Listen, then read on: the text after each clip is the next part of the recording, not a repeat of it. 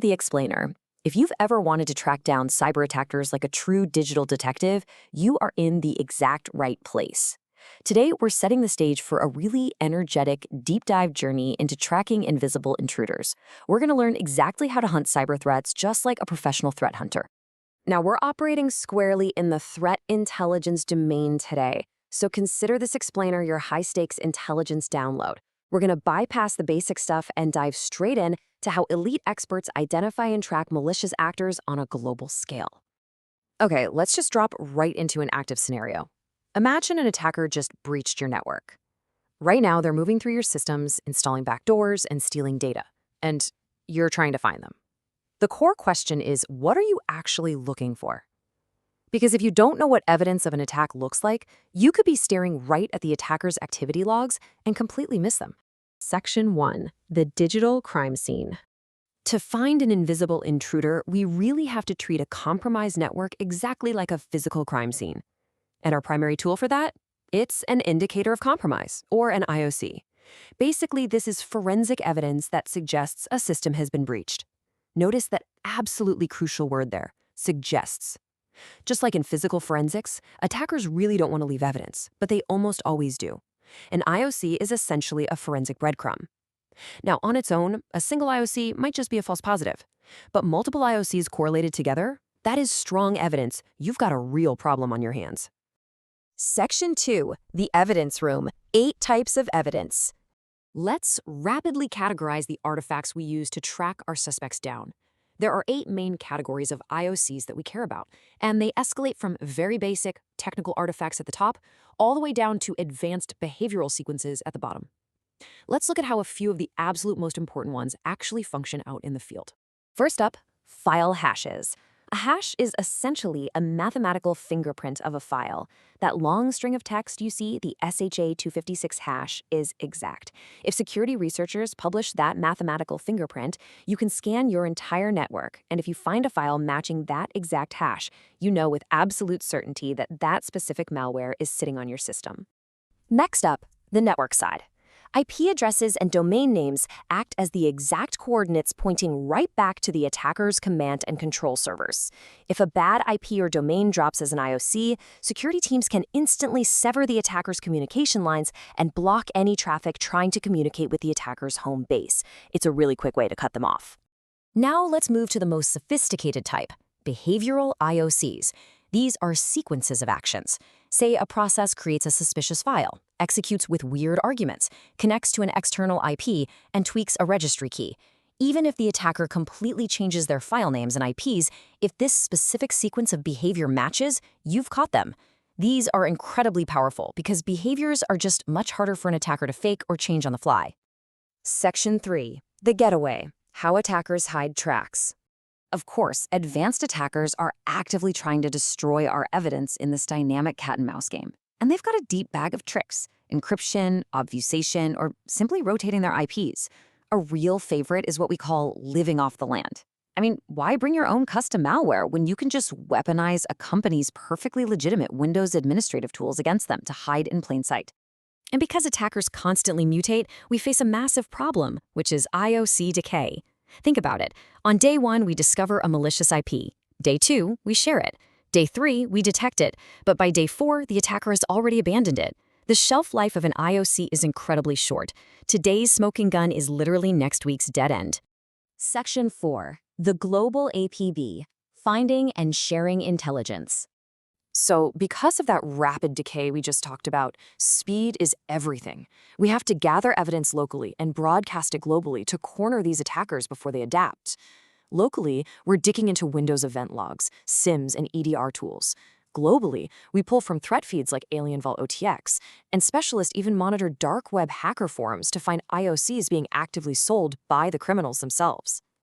To share this data fast, we use industry standards like the STIX format. It explicitly tags the file name, the SHA-256 hash, and the threat actor group in a machine-readable way. Platforms like MISP consume these formats so defenses update instantly worldwide. So discovery by one single organization immediately becomes automated protection for thousands. It's really a game changer. Section 5. Profiling the criminal. Upgrading to TTPs. So, what happens when attackers evade our standard IOCs? Well, we shift our mindset. We upgrade from static fingerprints, the technical artifacts left behind, to TTPs, tactics, techniques, and procedures. We stop asking what they left behind and start profiling how they operate. In practice, this means we study their tactics. Do they consistently rely on spear phishing for initial access? Do they create scheduled tasks for persistence? The industry actually organizes these behaviors into the MITRE ATT&CK framework, which is really the ultimate gold standard playbook of adversary behavior. By mastering TTPs, you catch the attacker even when they use brand new, completely invisible malware, because their behavioral habits always betray them. Which brings us to our final takeaway. Are you going to just chase digital fingerprints, or are you ready to hunt the actual attackers? Look, IOCs are totally vital for rapid detection, but professional threat hunters combine them with deep behavioral analysis. That is the mindset shift that separates a basic analyst from a true hunter. I know this is a long video. Grab a coffee, take a quick break, and stay till the end. Welcome to The Explainer. Today, we're taking aim at a massive blind spot in cybersecurity. We're going to break down that absolutely crucial mindset shift, the one that separates reactive, checklist-based security from truly proactive, intelligence-driven defense. Let's get right into it. 95%. It's a pretty staggering number, right? But the reality is, most security teams are wasting about 95% of their defensive effort protecting against attack vectors that literally almost never happen to their specific network. They're out there buying expensive tools for some specific malware family or configuring firewalls for vectors they've never even seen, all while completely missing the real threats knocking at their own front door. And that creates a massive divide. On one side, you've got the reactive security trap. This is where you rely on compliance checklists and just block specific malware hashes or basic indicators of compromise. We really have to break out of that loop. On the flip side is proactive security. To get there, we need to start defending against actual threats. We do that by deeply understanding the specific behaviors, the methodologies, and the tactics of the real adversaries who are actively targeting us. The threat intelligence briefing we're analyzing today is set at an intermediate level. It's designed specifically to help you level up your defensive strategy by teaching you how to fundamentally think like an attacker. So here is the multi-million-dollar question we have to ask ourselves.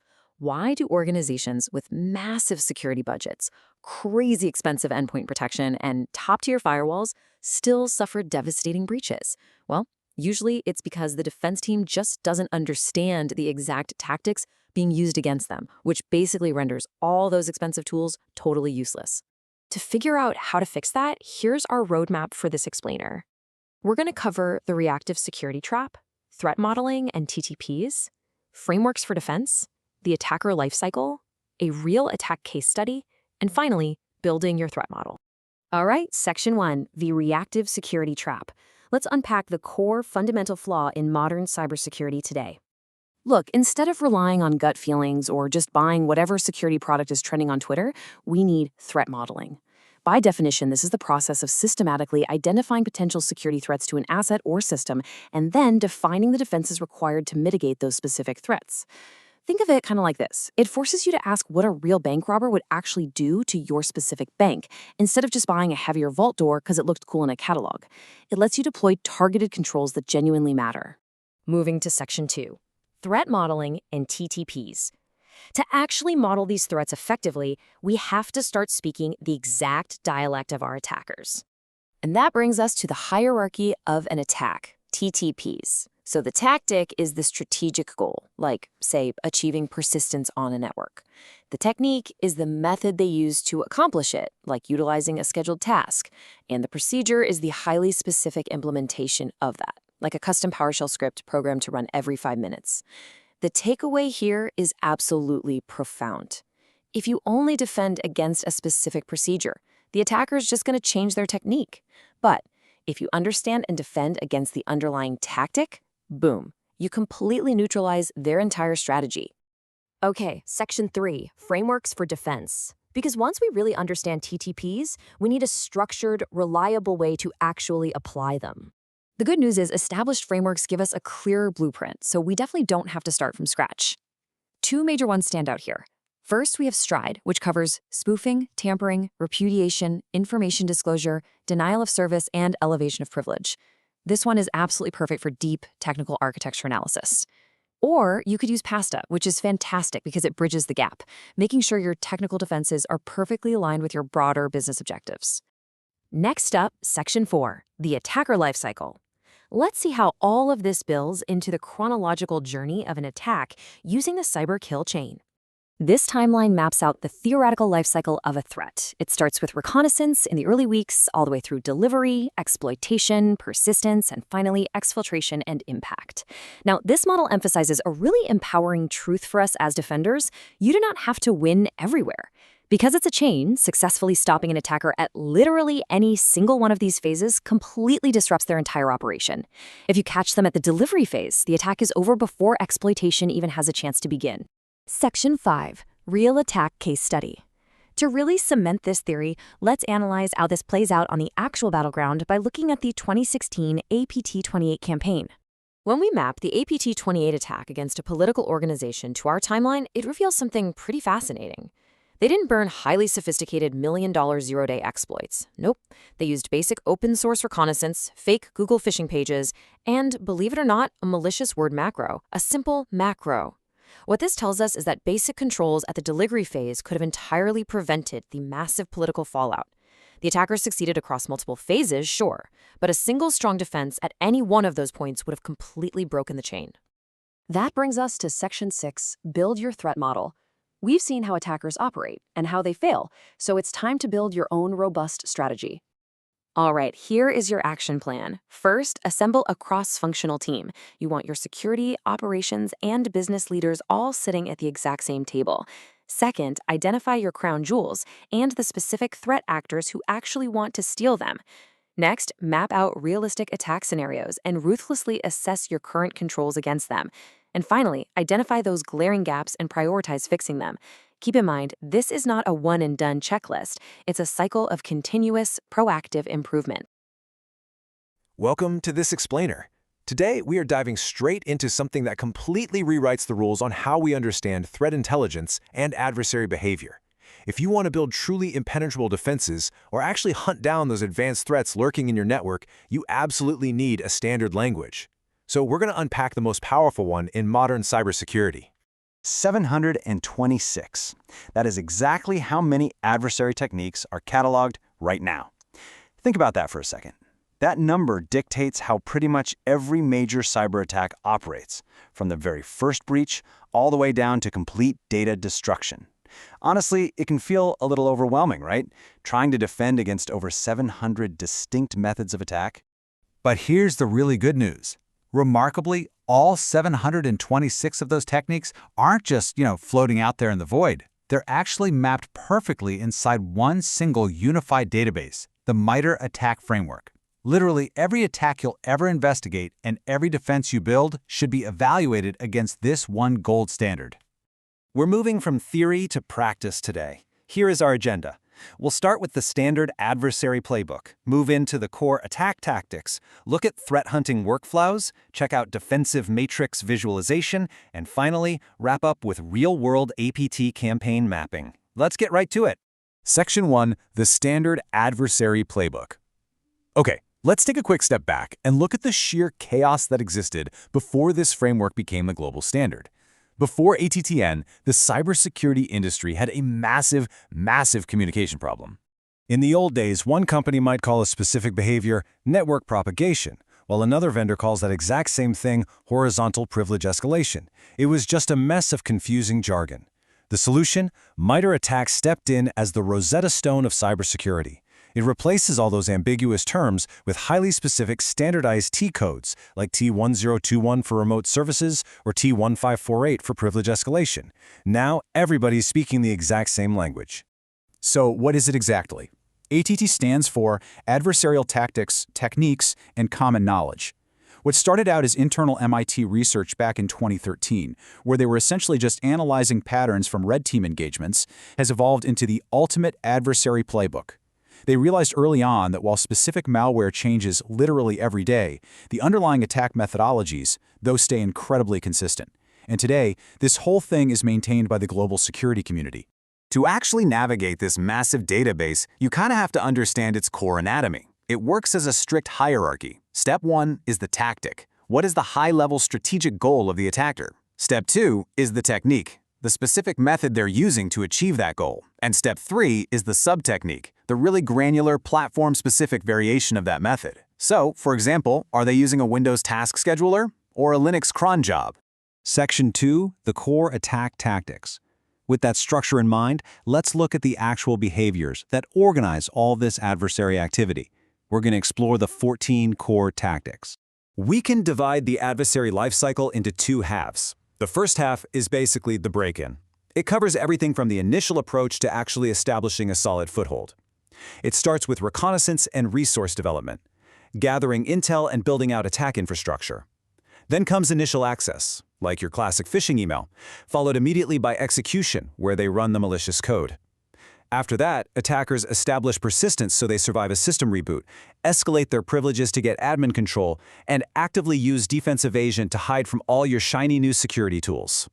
Then we move into the second half, and this is where the deeper compromise happens. Attackers use credential access to steal passwords, discovery to map out your network, and lateral movement to hop over to other systems.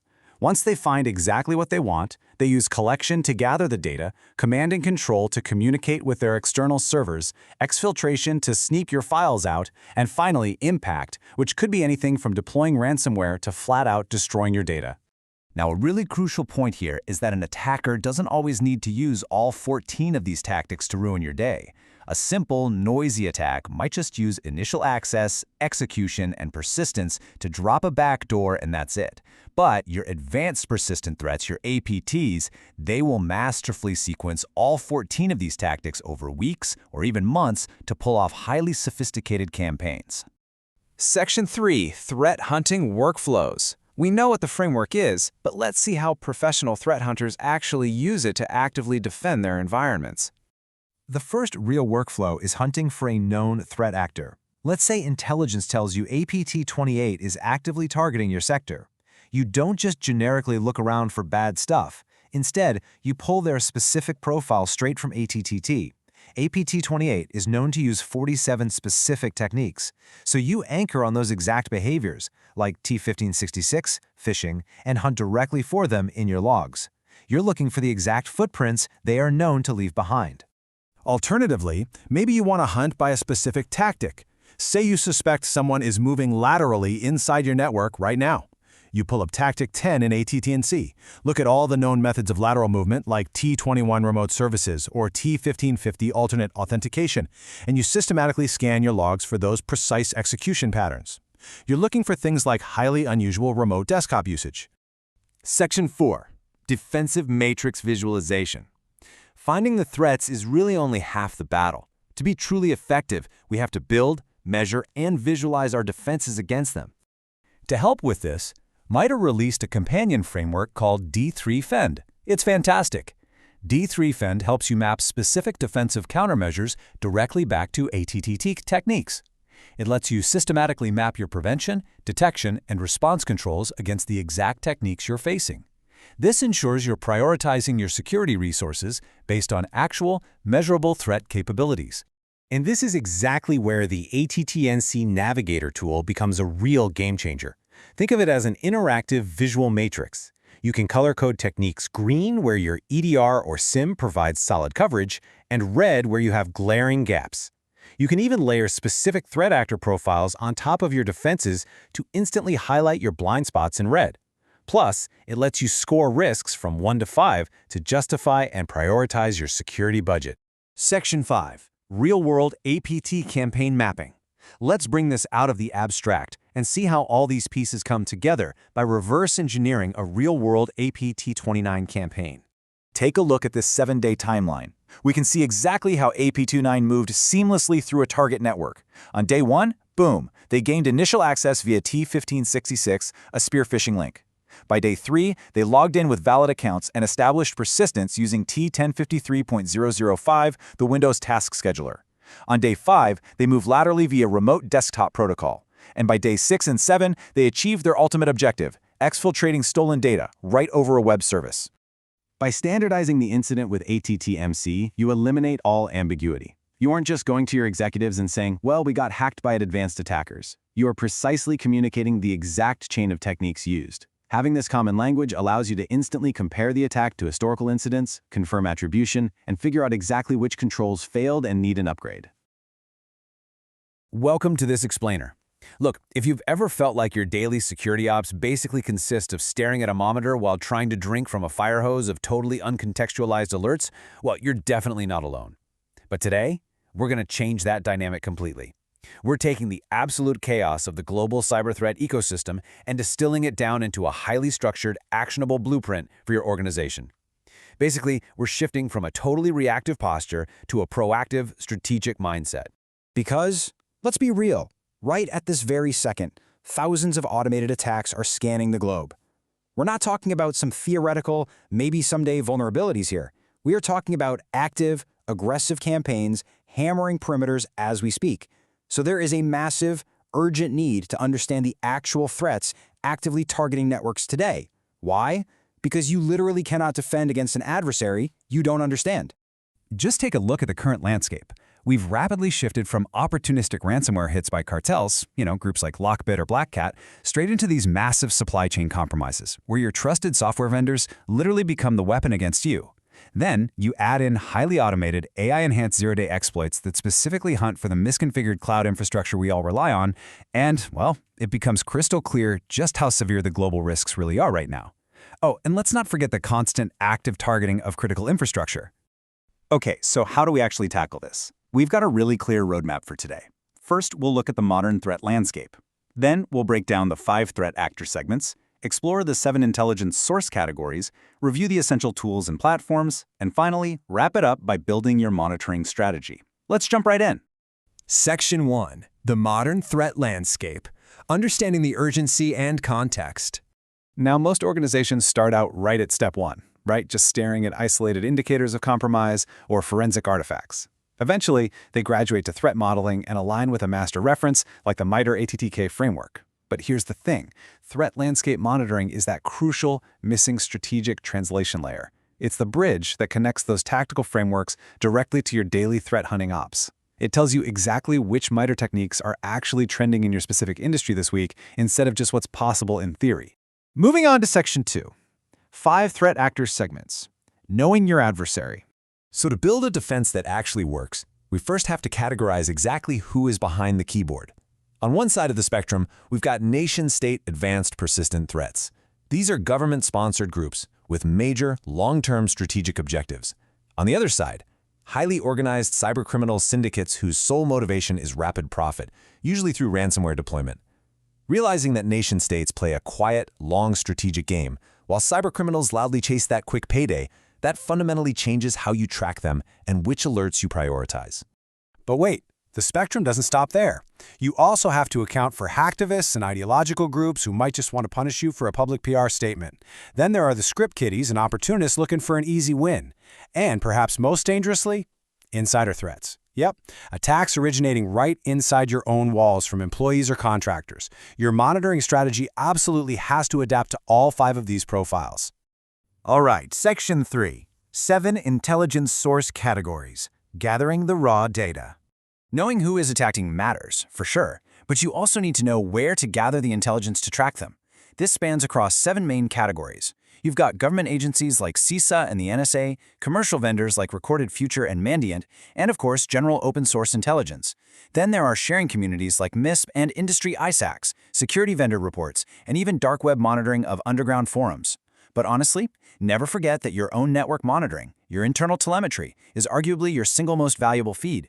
And as you pull from all those sources, keep in mind they operate across 5 distinct intelligence tiers. This ranges from readily available public data all the way up to highly classified, restricted access information. But here's the totally counterintuitive reality. Highly classified, top-secret intel is actually often less actionable for a standard corporate ops center than rapidly shared, unclassified public data from an industry ISAC. Remember, context always beats classification. Next up, Section 4, Essential Tools and Platforms, Managing the Data. Because the secret here isn't just having data, it's managing it so you don't completely drown in alert fatigue. You need tools to cut through the noise. For instance, gray noise intelligence is absolutely phenomenal for filtering out the garbage background radiation that hits your firewall every single second, letting you clearly see the actual targeted attacks. Combine that with Shodan for tracking connected devices, CISA alerts, sharing platforms like Alien Vault OTX and MISP, plus your industry ISACs, and boom, you suddenly have a highly curated, industry-specific stack. Which brings us to Section 5, Building Your Monitoring Strategy. The operational payoff. Look, you can't just buy a bunch of tools and hope for the best. You have to operationalize a defined, continuous 7-step process flowchart. This takes your raw intelligence, moves it through integration points and decision points, and weaves it seamlessly into your existing security stack. And ultimately, this has to result in a measurable, executive-facing dashboard. Because failing to build that measurement dashboard basically means failing to communicate risk, which leaves your entire security team unappreciated and usually underfunded. And let's talk about you for a second, because mastering this isn't just about protecting the network, it's about elevating your own inherent value. Transitioning from tactical chaos to strategic foresight is exactly what separates a Tier 1 analyst from a threat intelligence manager, a security operations manager, a risk and compliance manager, or even a CISO or security director. It fundamentally changes your career trajectory and your salary potential, positioning you as that crucial strategic leader who translates technical noise into business risk. So as we wrap up this explainer and you start formulating your new strategic baseline, I want to leave you with a really crucial question to chew on today. What specific threat segment keeps you up at night, and how exactly will this new awareness change your defense tomorrow? Don't just watch the landscape, anticipate it. Thanks so much for joining me, and I'll catch you in the next explainer.